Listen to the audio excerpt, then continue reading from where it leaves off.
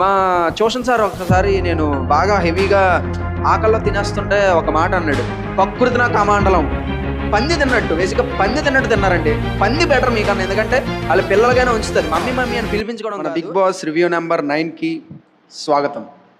ఇవాళ మనం మాట్లాడుకునేది కేవలం మన సంజన గారి కోసమే మాట్లాడుకుందామని నేను చాలా ప్రిపేర్ అయ్యి వచ్చా. ఎందుకంటే ఈ వారం అంతా నేను రివ్యూలు ఇవ్వలేదు, ఇవాళే ఇచ్చా.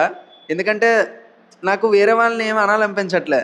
వాళ్ళ గేమ్ అంతా బాగానే ఆడుతున్నారు, అంతా బాగానే ఉంది. కానీ ఈవిడికి అసలు ఎంత బద్ధకం అంటే, గేమ్ ఆడండి అంటే గేమ్ ఆడదు, అదే దొంగతనం చెయ్యండి అంటే చెప్పవసరం లేదు, ఎవరు చెప్పపోయినా చేసేస్తుంది ఈవిడ.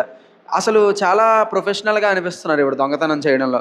మా ట్యూషన్ సార్ ఒకసారి నేను బాగా హెవీగా ఆకల్లో తినేస్తుంటే ఒక మాట అన్నాడు, కకృతి కమాండలం అనేసి. నాకు ఈవిడ ఆ 7 గుడ్లు తినేసరికి అదే మాట గుర్తొచ్చింది.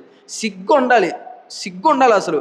మనిషి అన్నాక ఒకరు తినాల్సింది ఉంది, అక్కడ లిమిటెడ్గా ఉంది ఫుడ్ లిమిటెడ్గా ఉన్నప్పుడు మనం ఎంత జాగ్రత్తగా ఉండాలి, అది కూడా ఫుడ్ మానిటర్ బ్యాడ్జ్ పెట్టుకొని ఎంత జాగ్రత్తగా ఉండాలి అనే ఒక కామన్ సెన్స్ లేకుండా పంది తిన్నట్టు, బేసిక్గా పంది తిన్నట్టు తిన్నారండి సంజన గారు.